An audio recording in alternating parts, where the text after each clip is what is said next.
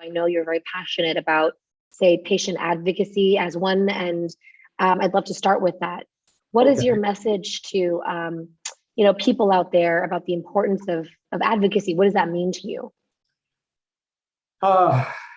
Advocacy is best done by somebody other than the patient if possible. And that's hard. Because the patient's, it's two people involved in the whole process. And I was my daughter's advocate.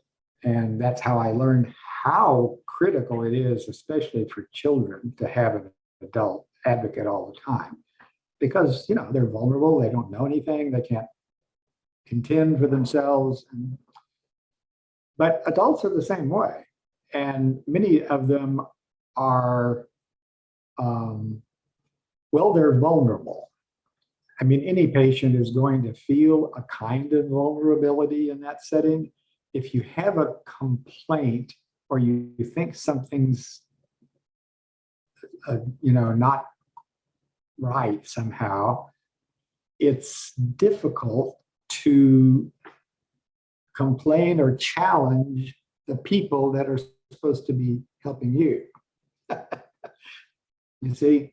And that's why an advocate that's not the patient is really the best, because then the patient can be a patient and the advocate can contend for the patient as may be needed.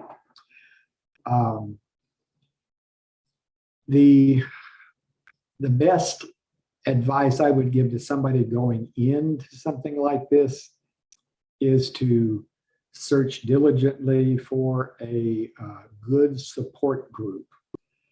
A support group of people who are in the same setting, the same battle.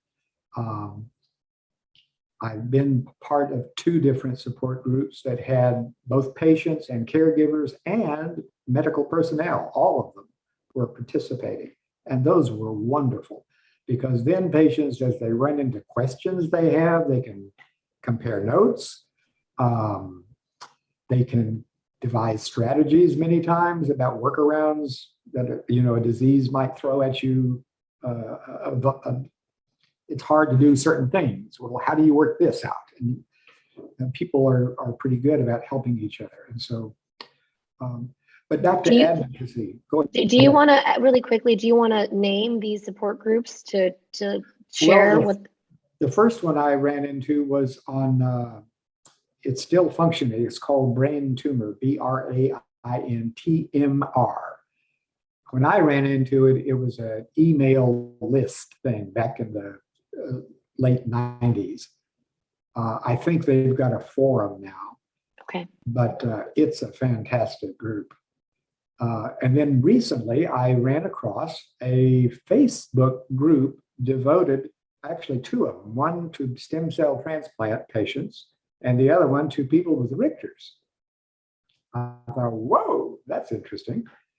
And that group is pretty interesting. I mean, we're comparing a lot of, mostly what we're learning is all the different novel immunotherapies that are out there being tested. And it's really exciting to hear what's going on.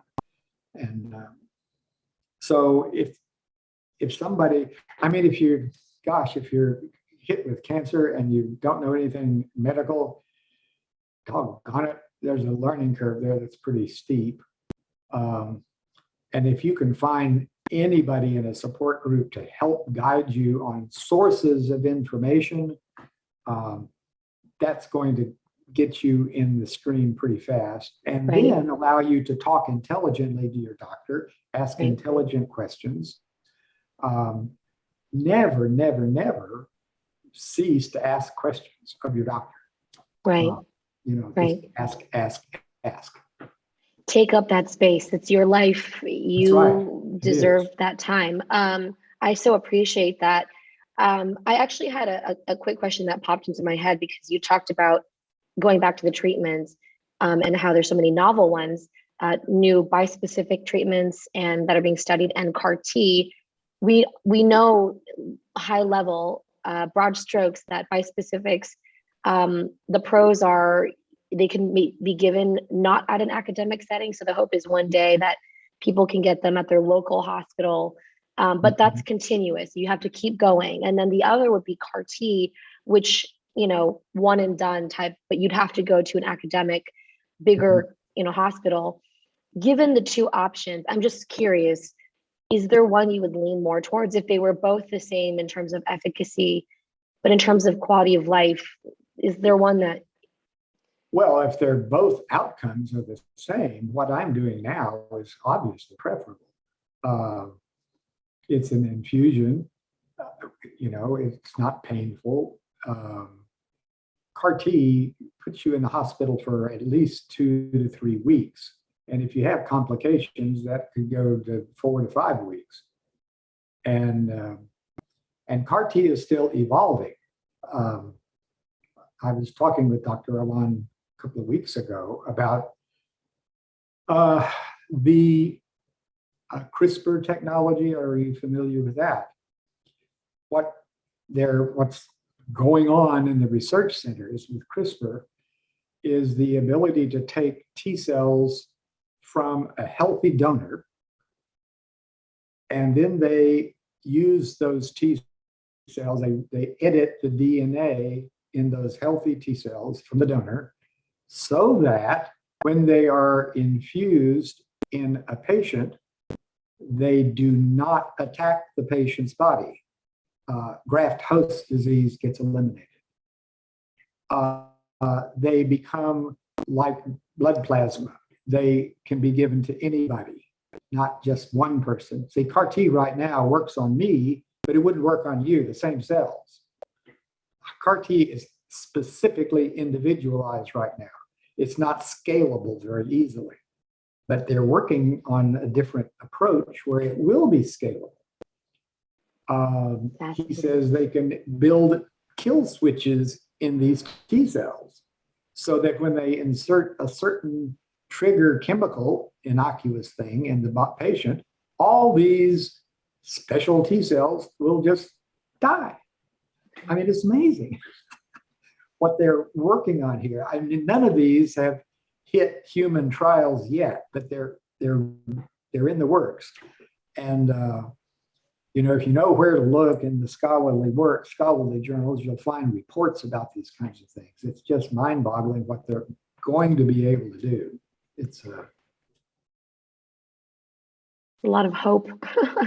It's a lot of hope for where we're headed, right? More options. Yeah. Bill, I want to say thank you so much from the bottom of my heart for you to spend so much time to share your story, which I know will help a lot of people out there. Is there any last thing that you want to add before we sign off here?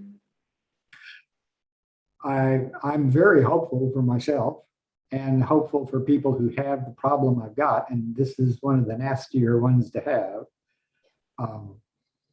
The more ordinary kinds of lymphomas. My cardiologist, when I first checked out with him recently, about a year ago, he kind of rolled his eyes. He says, "Man," he said, the advances in hematology and blood cancer," he says, "we don't have anything like that in cardiology."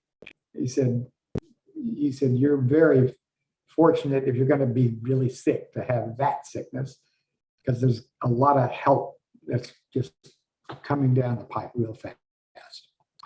And I agree from what I've seen, and I'm very hopeful I might actually lick this thing.